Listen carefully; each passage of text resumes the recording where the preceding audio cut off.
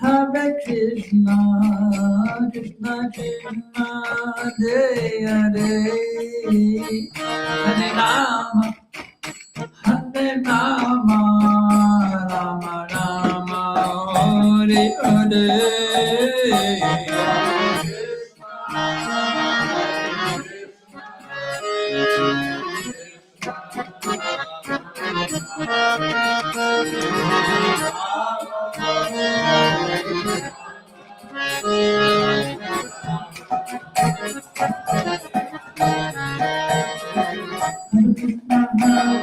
Krishna Krishna Hare Hare Hare Ram Hare Ram Ram Ram Hare Hare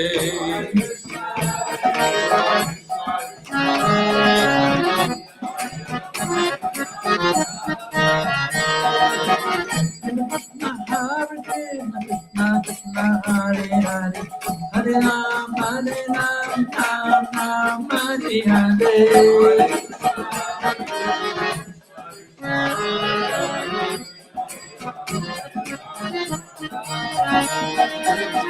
Krishna Hare Krishna Krishna Hare Hare Hare Ram Ram Hare Hare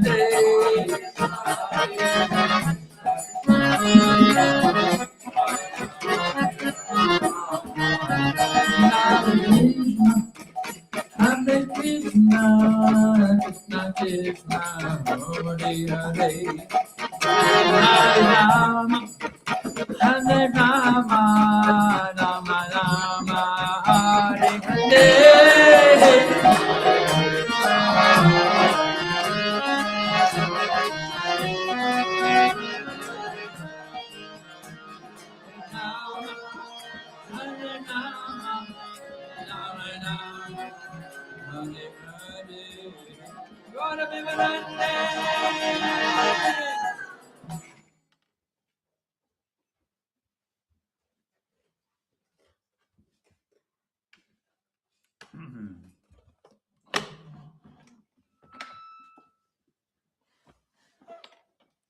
So, by the mercy of His Divine Grace, A.C. Bhaktivedanta Dandigo Swami Maharaj Prabhupada, tonight we're able to study Srimad Bhagavatam, 10th chapter, text number 10.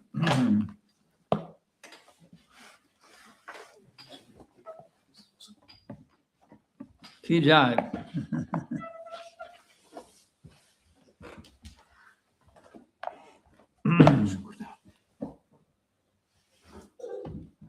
Jai.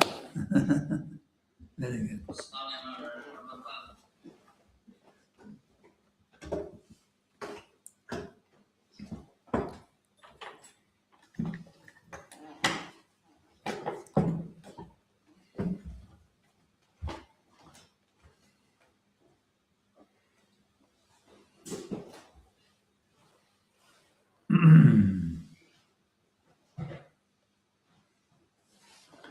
Om Namo Bhagavate Vasudevaya.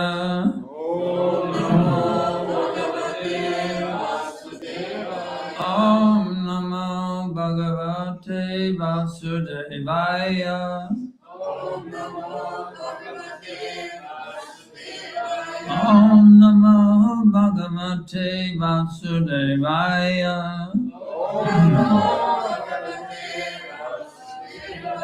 Tesham Satadayuktanam Sadatam Pratipurvakam Dadami Buddhi Yogam Tam Yena Mam Upayanti Te Tesham Satadayuktanam Sadatam Pratipurvakam Dadami Buddhi Yogam Tam Yena Mam Upayanti Te Tesham Satadayuktanam Sadatam Pratipurvakam Dami buddhi yogam tam. Yena mam upiyanti te.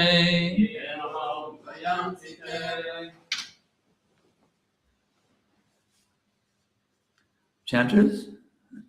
Tesham satatayuktanam. Tesham satatayuktanam. Tadam priti purvakam. Dami purvakam. Tadami buddhiyogam tam. Dami buddhi yogam tam. Yena mam upayanti te. Yena mam upayanti te. Tesham satatayuktanam. Tesham satatayuktanam. Pritipurvakam. Vadatam pratipurvakam. Dami buddhi yogam tam. Dami buddhi yogam tam. Yena mam upayanti te. Yena mam upayanti te. Tesham satatayuktanam. Vadatam pratipurvakam. Dami buddhi yogam tam. Yena mam upayanti te. Tesham tattadayuktanam. Vadatam pratipurvakam. Dami buddhi yogam tam. Yena mam upayanti te. Ladies? Tesham tattadayuktanam. Vadatam pratipurvakam. Dami buddhi yogam tam. Yena mam upayanti te. Tesham unto them. Sattadayuktanam. Always engaged. Bhagatam in rendering devotional service. Pratipurvakam in loving ecstasy. Dadami I give. Buddhi yogam real intelligence. Tam that yena by which mam unto me upayanti come te they. Translation and purport by His Divine Grace Srila Prabhupada. To those who are constantly devoted to serving me with love, I give the understanding by which they can come to me. Purport. In this verse, the word buddhi yogam is very significant.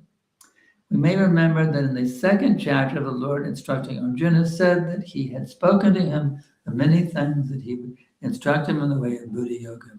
Any water? Now, buddhi yoga is explained. Buddhi yoga itself is action in Krishna consciousness. That is the highest intelligence. Buddhi means intelligence, and yoga means mystic activities or mystic elevation. When one tries to go back home, back to Godhead, and takes fully to Krishna consciousness and devotional service, this action is called buddhi yoga. In other words, buddhi yoga is the process by which one gets out of the entanglement of this material world. The ultimate goal of progress is Krishna.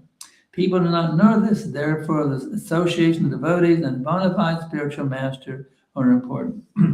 One should know that the goal is Krishna, and when the goal is assigned, then the path is slowly but progressively traversed, and the ultimate goal is achieved.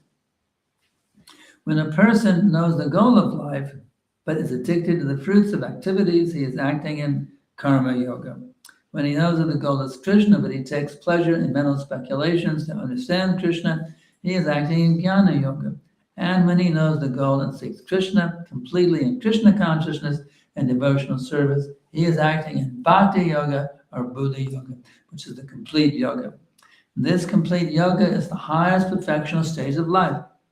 A person may have a bona fide spiritual master, and may be attached to a spiritual organization, but if he is still not intelligent enough to make progress, then Krishna within gives some instructions so he may ultimately come to him without difficulty. The qualification is that a person always engage himself in Krishna consciousness and with love and devotion render all kinds of services. He should therefore perform some sort of work for Krishna, and that work should be done with love. If a devotee is not intelligent enough to make progress on the path of self-realization, but is sincere and devoted to the activities of devotional service, the Lord gives him a chance to make progress and ultimately attain to him.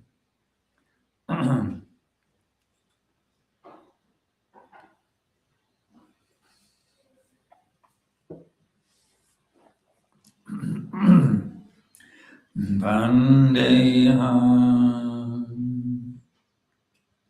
Shri Guru Shri Jata Balakamala Shri Guru Vaishnavam Shri Rupa Sagrajatam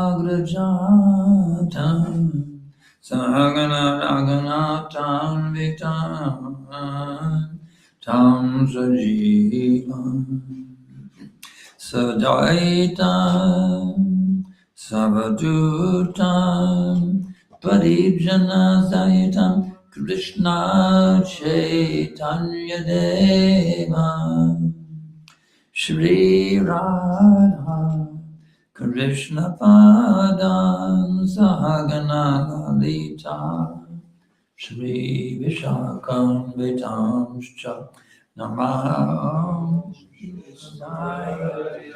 Krishna Prestaya Bhutale Srimate Bhakti Vedanta Swaminiti Namine Namaste Sarasvate Devi Gauravani Pracharine Nirvishesha Shankari. So this is the problem of giving so many lectures. The voice gets hoarse. So I'll try my best, depending on Krishna to help me. It's a very nice concept here. To those who are constantly devoted to serving me with love, I give the understanding by which they come to me. Well, the problem is, my dear Prabhus and Madhajis, we're not constantly devoted. It's like we're somewhat devoted, not constantly. I was trained by Vishnudana Swami, who made me a devotee back in 1971. He said, no gaps for Maya. Trouble is we leave too many gaps. That's the problem. And because of that, we're sounding bewildered what I should do. Arjuna was also bewildered, so don't feel so bad. It's called an Arjuna experience. Whenever you get bewildered, I'm having an Arjuna experience. Get bewildered sometimes. What should I do? Should I do this? Should I do that? Maybe this, maybe that. I don't know. So we have to see how Arjuna got out of his bewildered state. He said, "Now I'm your disciple, soul of surrender. You please instruct me." So that's the key. If you take a surrendered mood, then all the bewilderment goes away. So then how do neophytes like you and me, how do we get out of this state of consciousness we're not fully surrendered? Well, we're surrendering. The trouble is we're surrendering to the wrong things. We're surrendering to our material desires also. That's the problem. How do we get out of this? How do we put all our surrender to the lotus feet of Guru and Krishna? That's the key. That's the whole process of sadhana bhakti. How to take that surrendering process and repose all of it at the lotus feet of Guru and Krishna. Well, it takes time, it takes practice. It's like learning the Madanga, you don't do it in the first beat, it sounds pretty horrible. But by practice, become an expert Madanga player. So we have to practice until we become expert devotees, where every single thought, every single word, every single deed is 100% dovetailed with the sign of Guru and Krishna. And it's also said, practice makes perfect. So don't be discouraged if you have difficulties along the pathway. That's part of the game. But instead of being bewildered by difficulties, what is that saying? Failure is the pillar of success.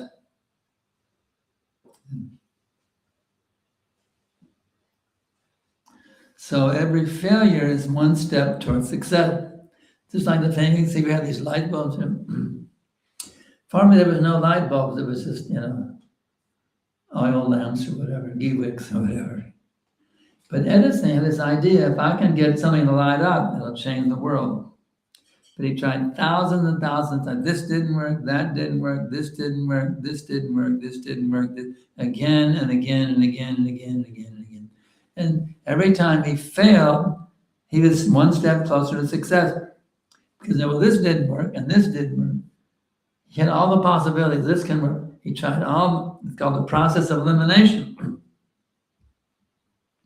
By eliminating all the things that didn't work, the more he eliminated the things that didn't work, the closer he got to that thing that did work, he said. So in this way, maybe your Krishna Mataji's, don't be discouraged, don't be moved. If you're not seeing Krishna face to face. You know what Prabhupada told me? He said, now you must be qualified to see Krishna face to face. Pretty high level thing Prabhupada wanted me to do. Well, I'm not there yet, but I'm working. Can you imagine seeing Krishna face to face? You all know the story of Shakshi Gopal. Well, anyway, it's a good story. We tell it again. They love that story. I think most everyone knows the story, but it's an amazing story. This young Brahmana, he wanted to go to Vrindavan. They lived way, way in South India. It wasn't like, next door village. It was way, way across India. And this other Brahmin, an old Indo Brahmin, like me with a cane. An invalid Brahmin like me, an old Brahmin. I'm a 78 old invalid guy, So it was an old 78 Brahmin walking with a cane. And he couldn't get it on his own. He had somebody to help him. So he asked the young Brahmin, can I tag along with you? He said, sure, come along, I'll help you. So now the two Brahmins are going all the way across India. There's no Indian Airlines, no Indigo, no Indian railways, no buses, not even taxis or motor rickshaws. It was just an ox cart on your foot. That's about it. So they got all the way to Vrindavan. They went to the temple of Gopal, a big, huge, huge deity. And the old Brahmin was so indebted. In those days, marriage was not by romance, oh, she looks good. No. It was by arrangement of the parents. So the old Brahmin said, I have a beautiful young daughter. I've been looking for someone to marry her to, and you're just their ideal candidate. You have my daughter in marriage. But the young Brahmin said, no, don't make this. That's a very nice offer, but don't make this promise in front of the deities. Your family members will never accept. You're a wealthy family. I'm a impoverished Brahmin. I can hardly find enough food to eat sometimes. It's so bad. Your family will never accept this. Please do not make this promise in front of the deities. But the old Brahmin, no, I promise in front of the deity of Gopal that I will give my daughter in marriage. What was done? The word was given. So anyway, I went back to the village again, walking all the way across India. Actually, somebody can do a test on Google Maps, all the way from Shakshi Gopal to Vrindavan. I don't know what it takes to walk. You can check on Google Maps. So anyway. I don't know. Huh? Where it used to be before. Where it used to be. From Shakshi Gopal temple all the way to Vrindavan. But now the Shakshi Gopal. It's close to the village. Yeah, it's close to the village. So anyway, we'll get a calculation along with taking a walk from Google Maps here in a minute. But anyway, walking back to the village. And sure enough, the young Brahmin was right. As soon as the young Brahmin said, I'm going to marry my daughter in marriage to this young Brahmin, the older brother flipped out. You can't do this. This is nonsense. I will never allow this. This is nonsense. You tricked my father. Prabhupada, when he told the hippies this story, he said, you've given my father some LSD. Probably a little humor sometimes. You've given my father some drug, you intoxicated him, and now you make this promise. It's completely bogus. I will never allow this marriage to take place. So the young Brahmin was devastated because he knows if you make a promise from the deities, they don't keep it. It's called seva aparad. You never make a promise from the deities unless you keep your word. That's how initiation ceremonies from the deity. You see? So anyway, and marriage is also, we have in front of the deities. So anyway, what to do. But the young Brahmin is very clever. He wasn't very rich, but he had a good brain. He said, if I can bring the deity of Gopal, will you accept this marriage can take place? The old Brahmin, the elder brother, it's a big, huge deity. He can never bring it. Even with an ox cart, he couldn't bring it. It's so big. Says, yes, people do that also. So the young Brahmin again walks back all the way to Vrindavan. He goes into the deity, he says, my dear Gopal, this promise is made in front of you, and now what can be done? You must come as a witness. Now just see how what a pure devotee that young Brahmin was. He could actually talk to the deity, and the deity talked back to him. You ever talk to Gauranitai and talk back to you? Pretty high level stuff. I don't know if any of this can do it, he's on that level yet. But this Brahma was on that level. He could talk to the deity would talk back to him. The deity said, I'm a stone statue, I can't move. But this young Brahmin is very clever. He said, well, my dear Lord, if you can talk with me, you can walk with me. So in this way, he defeated Krishna by logic. Can you imagine defeating Krishna by logic? So that Krishna was defeated. Yes, I will walk with you. You will know I'm behind you by the sound of my ankle bells, but if you turn around and look, I will not walk one step further. You must not ever turn around, but you know I'm with you because of the sound of the ankle bell. Any report yet? 317 hours. So anyway, he started walking step by step. It's almost 2,000 kilometers. How many walking? What does it say for walking? 2,000 kilometers. How many days? I found some place that it took like 100 days. 100 days. That's a long hike. So anyway, he's walking 1,000 kilometers on foot, if you can imagine. 2,000. 2,000. Oh, 2,000 kilometers on foot. And they got to sleep at night also. Wow, amazing. So anyway, he walked all the way back, and he walked. This man, he walked out of the temple. The deity got off the altar. You can imagine the deity came off the altar. Just imagine, for example, if we had such an ecstatic kirtan at ISKCON, Helsinki, so many temples I've been to, that the deity got off the altar and danced in the kirtan. Just imagine we had such an ecstatic, with so much bhakti, with so much, the deities jump out the altar and they join the kirtan, jumping up and down, the arms in the air. That's the kind of bhakti this Brahma had. Can you imagine the kind of bhakti he had? I mean, really, he really had tons and tons of bhakti, pure bhakti, Shuddha bhakti. So anyway, he's hearing the ankle bells day after day, going to 1,000 kilometers walk, but he got near the village, and all of a sudden, no more ankle bells. No more. And there was a deity standing there. He wouldn't walk one step further, but he went running. Gopal has come! Gopal has come! They all went running, and they got married and lived happily ever after. But that deity is still there. Have anybody seen Sakshi Gopal? I haven't gone, but I want to go someday. I heard they don't let Americans in, only Indians. But anyway, I'd love to see that deity, Sakshi Gopal, someday when I go to India. Can you imagine? That deity is still there. He's been worshipped for hundreds and hundreds of years, or thousands of years, whatever. So anyway, try to understand what it actually means to become Krishna conscious, where you can actually have personal reciprocations with the deity himself. This is called high-level bhakti. So us neophytes, and we can hardly get up in the morning sometimes for Mangalarti, so what do we do to get to come to that higher level, becoming purified? That's the.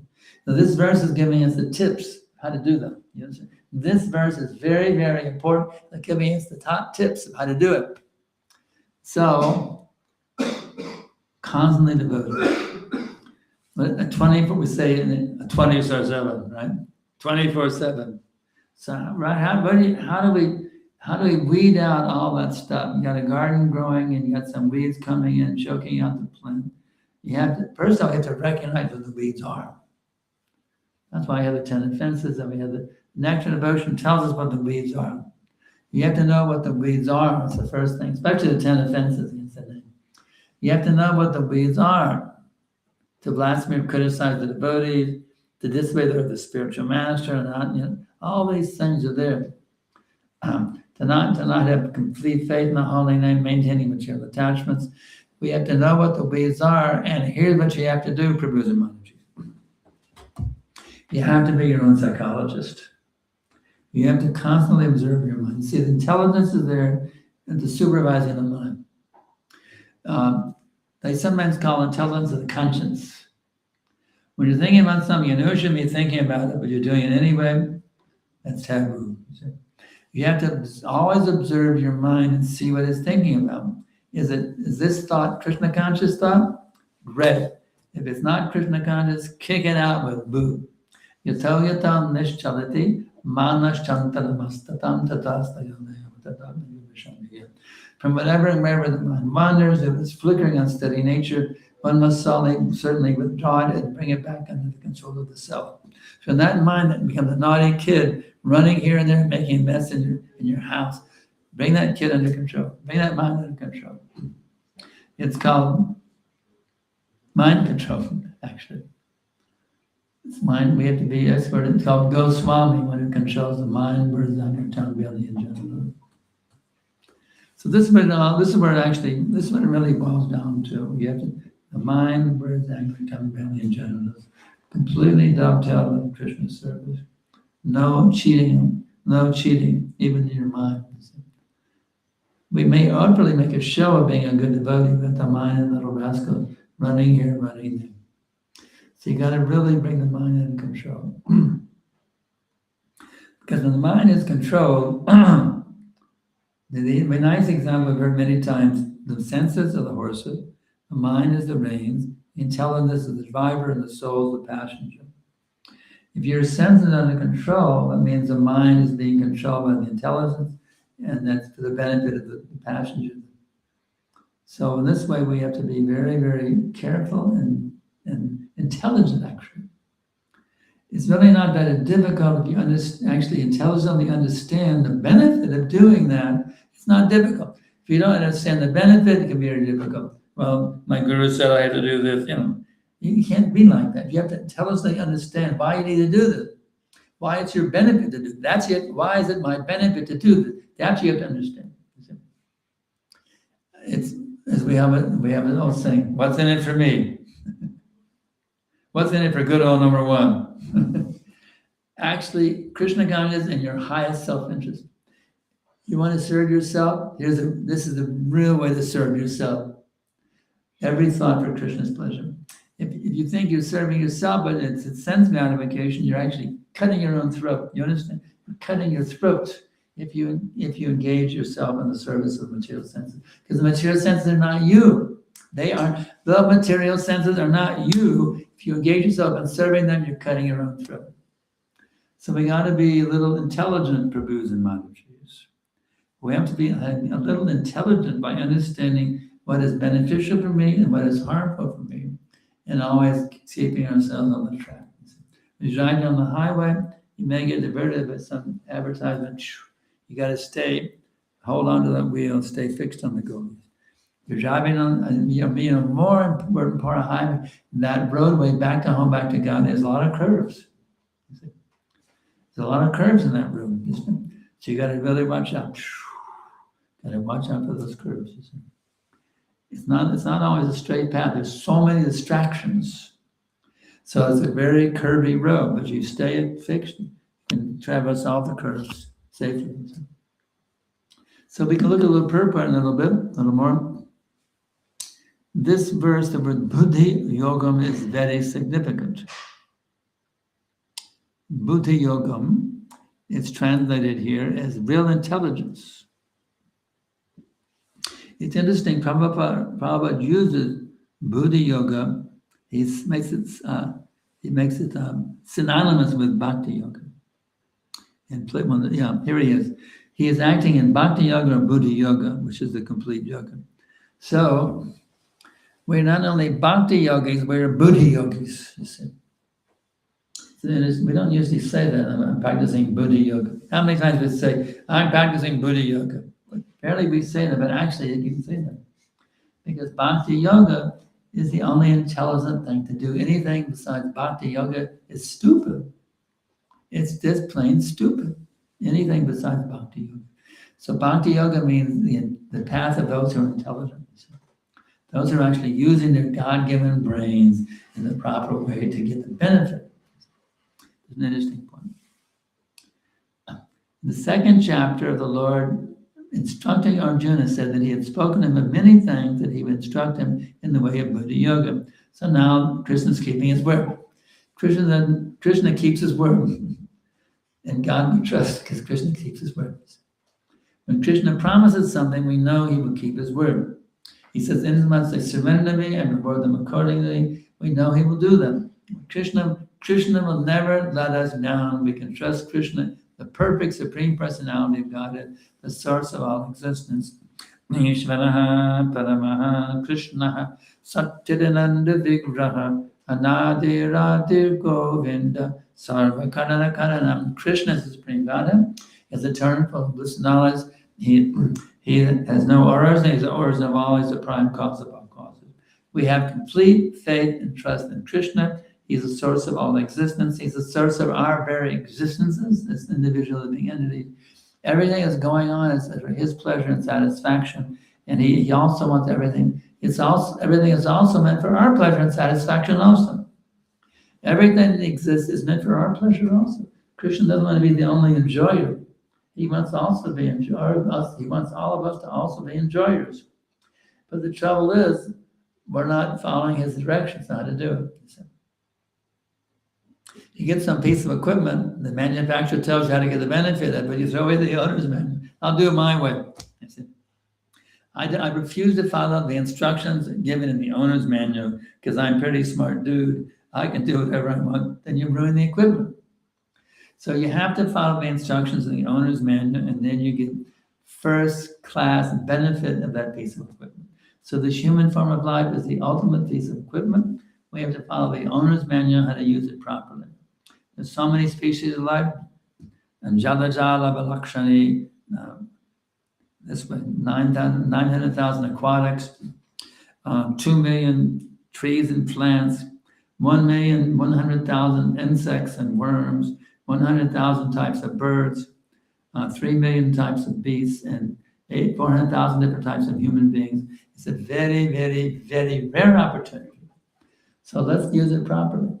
Let's be a little intelligent here, buddhi. Let us have some buddhi or intelligence and actually utilize this life to get the ultimate benefit of going back to home, back to God.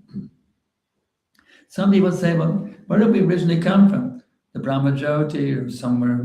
But why does Prabhupada say back to Godhead? We're going back to where we came from. We're going back to Godhead. Not that we're going there for the first time. We're going back to our original home in the spiritual world. That's what Prabhupada taught us. The magazine also, back to Godhead. We're going back to associate with the Supreme Personality of God where we began our existence. Let's look at that second paragraph. What nectar we can derive from the second paragraph. When a person knows, Prabhupada's talking about the different types of yogas. When you know the goal, but you're addicted to fruitive activities, karma yoga. We know the goal, we want to speculate, jnana yoga. We talked with one man last night in Thailand. He didn't want to read Prabhupada's purports. He just wanted to read the verses. So he can, it's like mental spectrum. I'll draw my own conclusion by reading the verses. I don't need to read Prabhupada's conclusion. I will draw my own conclusion by reading the verses. You see, that's something like jnana yoga. He knows the goal, but he wants to do it his own way. Instead of following Prabhupada's understanding, I'll develop my own understanding. So that's called jnana yoga. These other yogas will not bring it to the perfection. Even though you may know the goal is Krishna, but you're not willing to follow the standard way of how to achieve it. If you want to go back to Krishna, Krishna's already telling us how to come back, Bhakti Yoga, Buddha Yoga. So let's follow the exact pathway given by Krishna. Don't invent your own pathway. You'll be keeping yourself caught up in the cycle of birth and death by doing that. Now we'll look at the next paragraph. Some interesting stuff here. This is really interesting enough. A person may have a bona fide spiritual master, may be attached to a spiritual organization. So let's say you're initiated by ISKCON Guru, and you're attached to ISKCON. That's what he's talking about. But if he's not intelligent enough to make progress, I know that applies to a lot of us who aren't really intelligent enough to make progress. And it applies to me for sure. I'm not intelligent enough to make progress. Although I have my guru, I have Prabhupada, I have ISKCON as my home, but still I'm kind of stupid. And I don't have this sufficient intelligence on how to make progress. But then Krishna then gives him intelligence. So Krishna helps me out. He says, don't do this, do that. Sometimes, I shouldn't do this, I should do that. It's Krishna helping. Let me be very submissive. What does Krishna want me to do? Do you want me to come to the arti tonight or not? So no, Krishna wants me to come to the arti. So you have to always think, what does Krishna want me to do in this situation? Not what I want to do. What does Krishna want me to do in this situation? And Krishna will give you the intelligence then. You understand this point? Does it make sense? Does it make sense? Does it make sense to you? You may want to do something else, but what does Krishna want me to do? That's how we have to always think. What does Krishna want me to do in this situation? And in that way, even though we're imperfect in so many ways, we always think, what does Krishna want me to do? Then he'll give me the intelligence, yes, you should do this, and don't do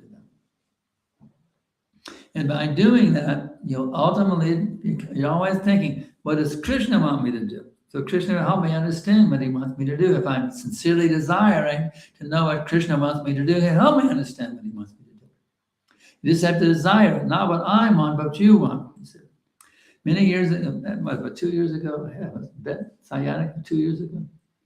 I was horrible, I had a horrible condition, a severe case of sciatica. Sciatica means in the vertebra, there's these different kind of rubbery discs that cushion as they move around. So they don't rub against each other. The vertebrae have this cushion between each, and they call them discs. Between each vertebra, there's a nice rubbery disc. It's a soft rubbery thing. So you can move your back without the vertebrae rubbing each other. And so anyway, because of poor posture for many years sitting on my computer, one of the discs ruptured. It came shooting out of its place. It broke out and was pressing on what's called the sciatic nerve that runs up and down the spine. And so I was in such severe pain, I couldn't move practically. Couldn't even get out of the bed to pass urine. It was so bad. I had a special tube to pass urine in the bed. I mean, it was really, really bad. And they talked about surgery. I mean, it was really, really a horrible situation. So I was laying there in the bed. I had a beautiful picture on the wall by the foot of the bed. It's about a picture of Murli Manohar, Krishna on the bank of Jamuna in the full moon night, in the Sarat season, playing his flute. It was so beautiful. So I'm just praying to him, my dear Lord, you are the puppeteer, I'm the puppet. Now you please pull my strings as you like. And I got recovered from it. I'm 95% recovered. I still need a cane, but I'm up and around. Finishing I did 2 around the world tours back to back. I went all the way going east. I came back and I returned and I'm at the end of it, 2 round world tours. Because even though I was totally bedridden, I couldn't get out of bed because I put myself completely in the hands of Krishna. 2 round the world tours back to him. I wrote for how many months? 7 or 8 months. I've been traveling constantly, city to city, country to country. Because I put myself in the hands of Krishna. Put myself completely in Krishna's hand. You do with me as you like, you see. So if you have that mood, what does Krishna want me to do? Let me put myself fully in the hands of Krishna. It's amazing what can happen. It's amazing what can happen. Just try it. Try putting yourself totally in Krishna's hands and see the result. Actually, you will be struck with wonder. If you do that, you'll be struck with wonder. Wow, this can actually happen? Ooh, amazing. So then Prabhupada continues, the qualification is that a person always engages himself in Krishna consciousness with love and devotion. Oh, wow. This is the important thing. Love and devotion. Don't do things mechanically. Bhaktya, pattam pushpalam bhaktya. Krishna says, you offer me a leaf, a flower, fruit, or water with love and devotion, I will accept it. Krishna doesn't need your little leaf, your little water, your fruit. Just then what Radharani is making for him. Our mother's a soda. He doesn't need your leaf, flower, food, or water. He doesn't need it, but he wants your love. Bhaktya. So the key is love. That's the key. So whatever you're doing, try to do it with love. Krishna is not an idol. He's not a myth. He's a real person. Krishna is right there with you at every minute. He knows everything you're thinking. He knows everything you're saying. He knows absolutely everything you're doing 24/7. So try to do everything in a way that pleases Krishna. That's the key. Always try to do everything, speak everything, think everything, and do everything in the way that Krishna will be pleased. This is why Prabhupada was here. He said, it made it so easy. We knew if I please Prabhupada, Krishna is pleased. So that was the whole buzzword when Prabhupada was here. We got to please Prabhupada. What does Prabhupada? It was always, what does Prabhupada want? The whole buzzword and all of this. What does Prabhupada want? How will Prabhupada be pleased? Everything was for Prabhupada's pleasure.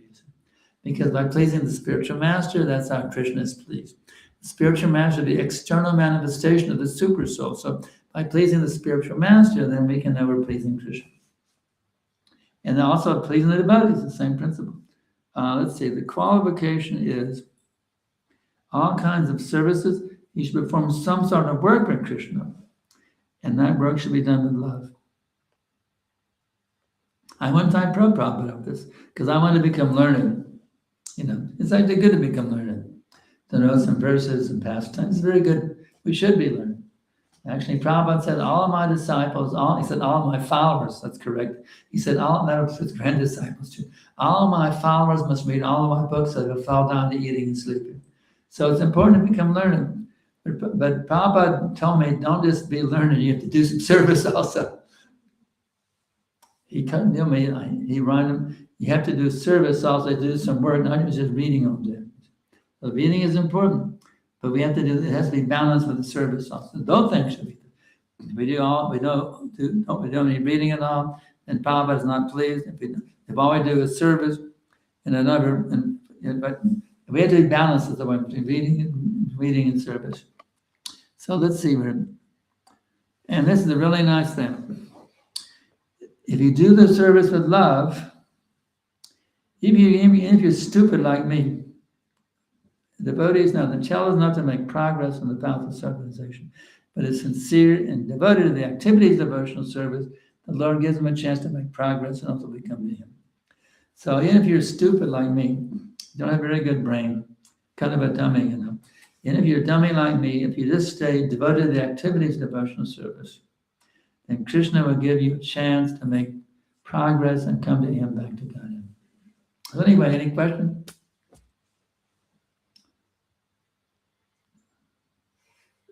Anybody have any doubts about the process? Any doubts you have about this process? Are you totally convinced, absolutely convinced? Every single aspect of this process, you're absolutely, totally convinced. There's absolutely no doubts at all. Anybody who's completely free from doubts, raise your hand. Gotcha. Now, let me some of your doubts. I've been doing this for 54 years, and I can defeat the doubts pretty well. Yeah, what are your doubts are? Here's another one. You have any doubts about ISKCON? Doubts about the process, about the teachings, and our movement. Any doubts at all? I'm a doubt destroyer. Just like in baseball, hit the ball. So I have a baseball. I like to hit doubts out of the material.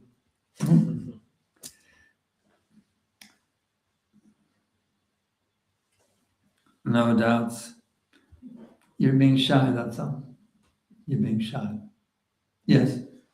Thank you, Maharaj, for your beautiful lecture and for choosing this verse, for choosing that it gives us hope for Krishna's mercy, that we can think that we constantly produce devotion and love, and maybe, or not constantly, but maybe we think that it's constant process, but maybe we can have some mercy from Krishna to provide us recognition. I'm hearing you will help me.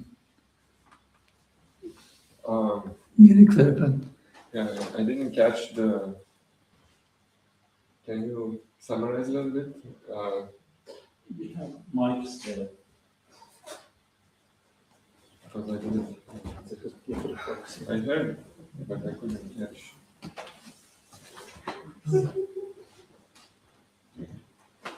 So, well, the mic is coming. Yeah, I'm hard of hearing. I got hearing aids, but they're not perfect. So, try to say it very clearly. You can tell it. I didn't understand, Shlomo, Okay. that's the problem. All right, here we go. Let's make it a little easier now. But still, I've only needed help. Go ahead. Speak very distinctly and clearly. Distinctly. I shall try. Thank you very much for choosing that verse. That can give us hope that for Krishna's mercy. That we constantly, and we might think that we constantly develop devotion and love, and in return we can hope for Krishna's mercy. His mercy is guaranteed. To whatever extent you give Krishna your sincere devotion, he reciprocates 10 times more. He says, he says in the Gita, inasmuch they surrender to me, I reward them accordingly, but he always reciprocates 10 times more. If you take one step towards Krishna, he takes 10 steps towards you. So even a little bit of sincerity gets you a long way. A little tiny bit of sincerity gets you a long way. You can say, Krishna, I'm very fallen, I can't serve you very nicely, please help me to serve you nicely. And Krishna will do so much facility to help you improve your service. It's amazing. It's actually amazing what happens when you tell Krishna, I want to be your pure devotee, please help me to do that. It's amazing what will happen. My dear Krishna, everybody just talk to Krishna directly, he can hear you. My dear Krishna, I want to be your pure devotee. Please bless me, my Lord. I can be your pure devotee. You'll be amazed what happens. It becomes actually miraculous what will happen to your life when you do that. And we have still many instructions from different gurus and from our Guru Parampara.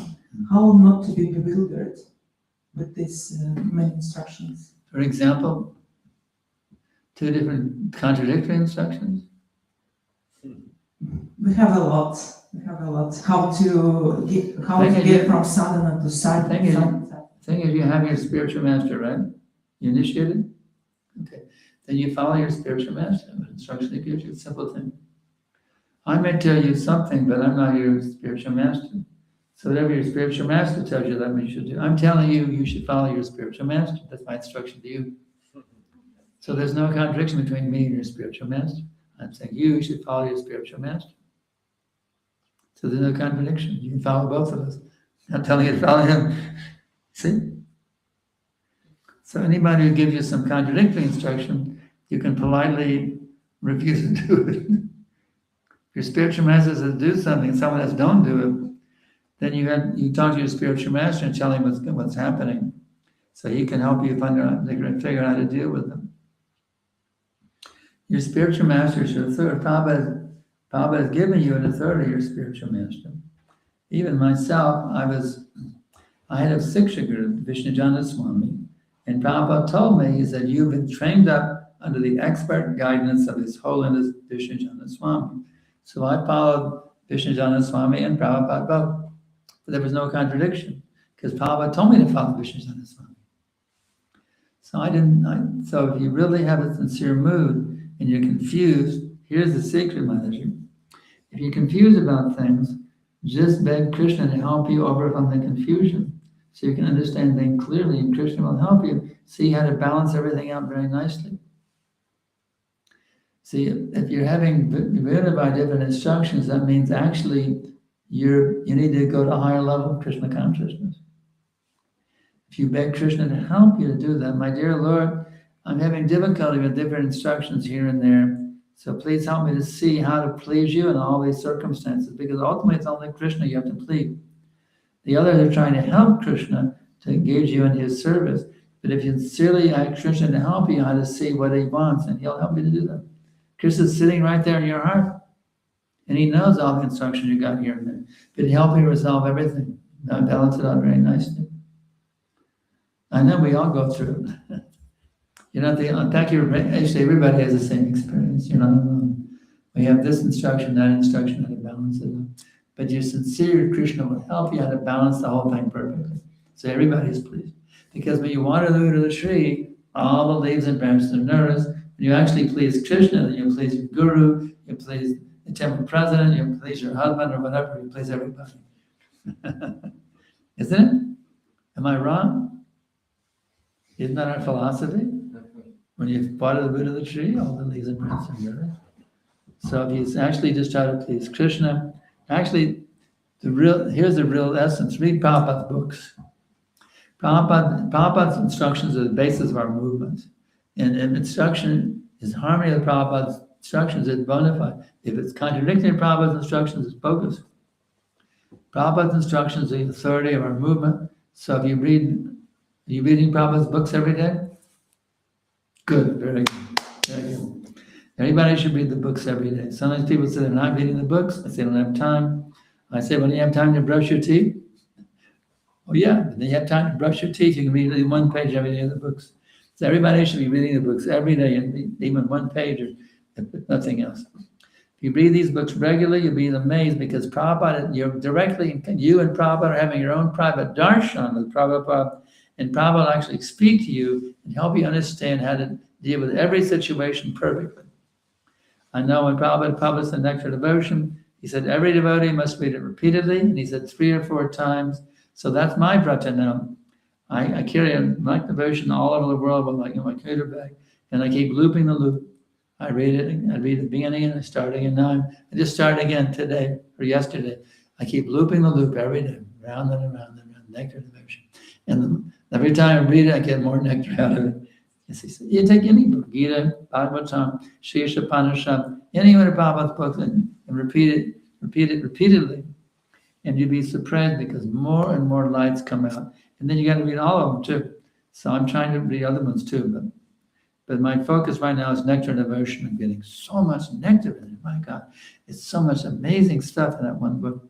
So if you go deep into these Prabhupada's books, Krishna will give you what's called Shastra Chaksus, one who sees through the eyes of Scripture. If you try to see through your material eyes, you can easily be bewildered. If you see through the eyes of Scripture, everything becomes crystal clear. So that's the real key. Become Shastra Chaksus and see everything through the eyes of Scripture. And then everything becomes very clear. Very, very, very clear, crystal clear. Prabhupada's books, we see through the eyes of Prabhupada's books. And we also take them as the most dear treasure here. Take the books and place them in your heart. But this is like taking Prabhupada's lotus feet, put them in your heart. So these books are the key. And these books will clarify everything. My lectures are simply based on what I've understood from Prabhupada's books. I'm not adding some new thing. Whatever I've realized from Prabhupada's books, I'm going to share with you because I know after 54 years of tasting this nectar, experiencing this nectar, I might have shared with you before I leave the body. Prabhupada's disciples now dying regularly. I just heard a new one die just now, Sandamani Maharaj and Mayapur. The Prabhupada disciples are dying regularly now. It's a new pastime. Charu Prabhu just died of Carver. Bhadin Maharaj just died of old age symptoms. Ekanath, so many Gabras are now checking out of the hotel. And soon there'll be no one left, no Prabhupada disciples left on the planet. So taking advantage of those Prabhupada disciples are here, because soon they'll all be gone. There will only be one Prabhupada disciple on this planet. So take full advantage right now if you got the chance. And learn from them. They were in Prabhupada, they got initiated by Prabhupada, they probably had personal instruction by Prabhupada, they had Prabhupada's association. So take advantage of them, my dear Prabhus and Manajis, while you have a chance. Because someday soon they'll all be gone. They'll all be gone. Take advantage of them. Anything else? Yeah. Reading books of Prabhupada and listening his class, Srimad Bhagavatam class or Bhagavad Gita, is the same or not same? Listening to classes of Prabhupada and reading the books, are they same? Actually, the books are even better. They're both great, but the lectures are something inspired to read the books. I'll tell you why the books are better. See, lectures are given according to time, place, and circumstance.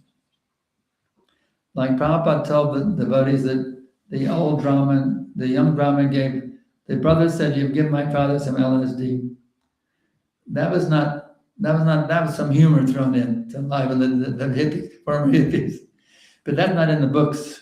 The books are law. The lectures are given according to an audience particular situation. They can vary slightly according to the audience, whether he's talking to Indian or hippies or whoever he's talking to. And letters are even more specific to individual. So they're great, but the most powerful thing is the books. So I love both. I was hearing, coming from the boat today, I was hearing Baba's lectures in Detroit. I mean, I even bookmarked. This is a really good one. I bookmark it. See, Baba was talking about lectures. I mean, inspire you to read the books. That's how I see it. But the books are the books are the foundation of Prabhupada's teachings. The books are the Paka foundation. That's why we distribute them also. We don't distribute Prabhupada's lectures. It's the books. The books are the foundation. Jai. How about the books? Yeah. All right, next. Don't be shy, y'all. I'm heading out to Texas tomorrow, y'all. This is your chance. I'm going to be back for a long time, yeah. Even though we know here a lot, how do we go back to practicing it? We start, but then, or I can speak for myself, start and then somewhere get lost. That's why you need association. Do you have any kids? No. No. When a parent is teaching a child how to walk, he doesn't make it with the first step. He falls down again and again. Finally, the parents keep encouraging, come on, little Lama, you can do it. And finally, he masters the walking. So association is very, very important. That's why we have ISKCON. We have the association of sadhus. Because when you're having difficulty, you can tell one of the buddies, are you married? Yes. Your wife is here? She was here. Huh? She was here. She left? Shouldn't have a lecture. No, she has a class. Oh, got a club. You can always talk with your wife because you're partners in the path of bhakti. You can talk to your wife about the problems you're having and ask for her words of encouragement. See, the wives want to encourage each other and help each other. They're a team, help each other become strong. So we also have the God brothers. We have temple. We have senior devotees. Just take advice wherever you can to help with difficulties. You see. I have many peers and many God brothers. I can always write them, get their advice about different things. I get so much valuable advice from my God brothers. And I share things also with them. So we can share your realization and ask for guidance. Take advantage of the association. The devotees will empower you to conquer all difficulties. Next. Everyone's finished. Okay, that's it. We'll be back for many, many months. I'll be stopping through here. Let's see, I think it's July 27th. But almost 2 months from now. But let's see, 3 months from now, I'll be back for maybe one lecture in 3 months from now. So there's your chance. Anybody have a complaint? Negative feedback? You sure that's it? Okay. Thank you very much. Who gets the garland tonight? Let's see.